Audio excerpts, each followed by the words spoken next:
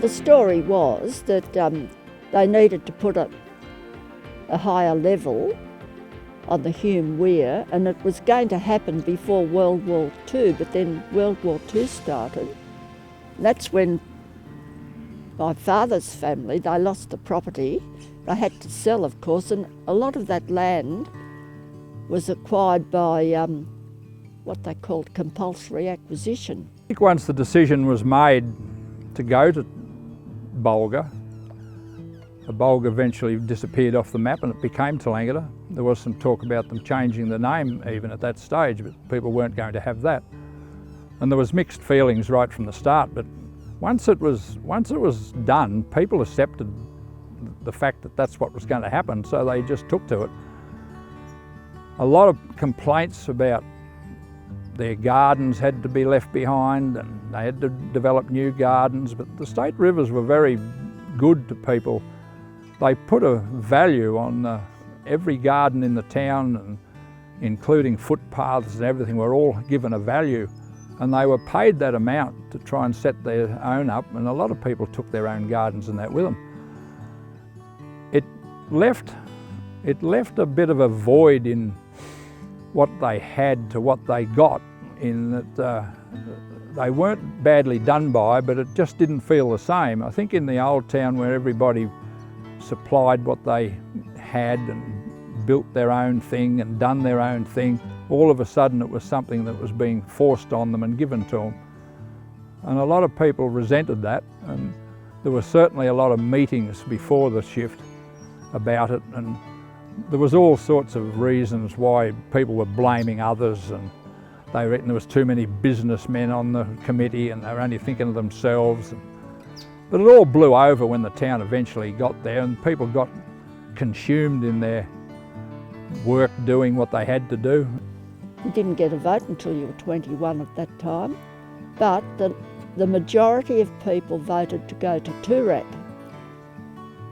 There were 3 sites involved: Bulio or Toorak or Bulga. Well, my grandfather owned a lot of land at Bulga along with his brother, Ern, and so it didn't matter to them because they both owned a lot in the old town too. 1956 was a very wet year. It was a flooded year. The town flooded for weeks. There was even a house stuck on a truck in the main street for 2 or 3 months. And they had to travel backwards and forwards from the old town to the new town, because some were living here and working there, and some were working there and living here. So it wasn't an easy time.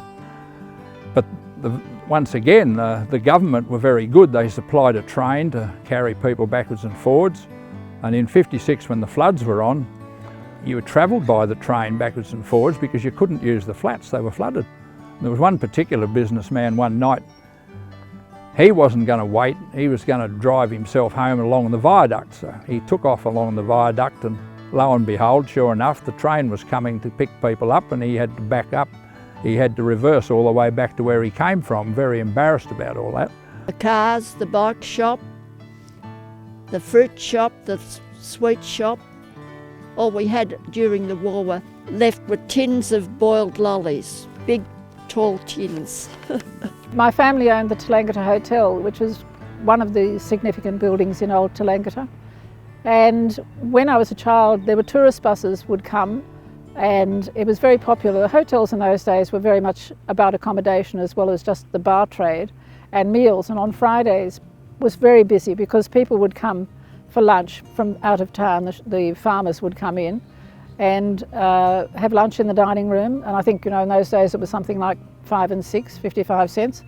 But it would be a 3-course meal, and they would order jugs of beer. They'd have jugs of beer on the table. People didn't seem to drink wine much in the 1940s in country, probably at home, but not in the pubs. But the tourists would come, and we were told that the waitress that we had, who was Heather Donlan at the time, was the best waitress between Sydney and Melbourne. Some of them would sleep 5 to a room. They were very big. The hotel was a big building and it had big bedrooms with fireplaces in most of them.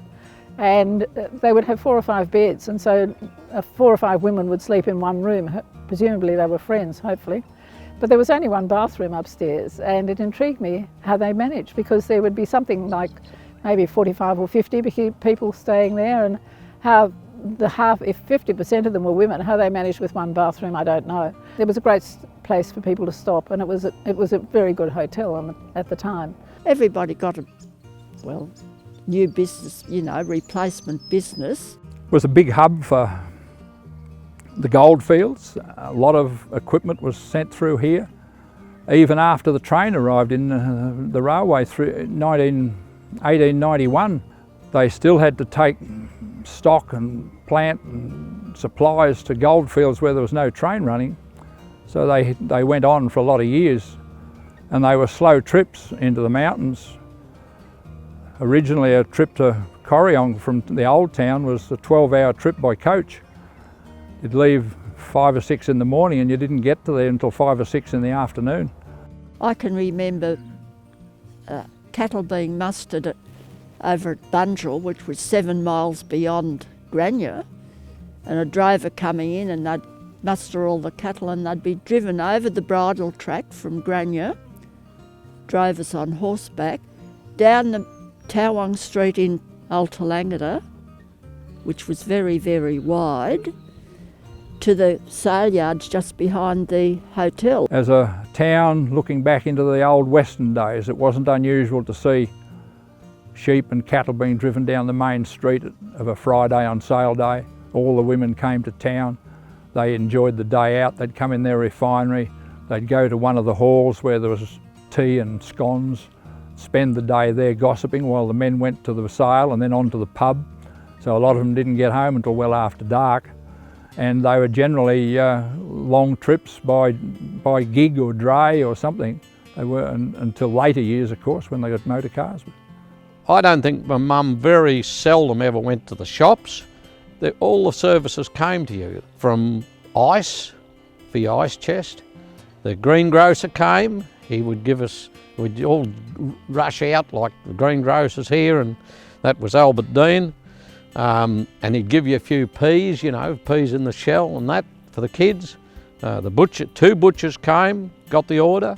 The grocery people came, and all delivered on a horse and cart. The papers were delivered, milk was delivered. Everyone had put their billy out, and you'd put a 6pence or a 3pence or a shilling in it, depending how much. I think it was a 3pence a dipper, which was a half pint. I used to go with the milkman. He had a little Ford Prefect covered in with the milk cans in the back, and I used to run in and grab the billy and take it to him and give him the 3pence or whatever of 6pence, and he'd put the dippers of milk in and go and put it back on the gate. And how lucky I was to have had that time.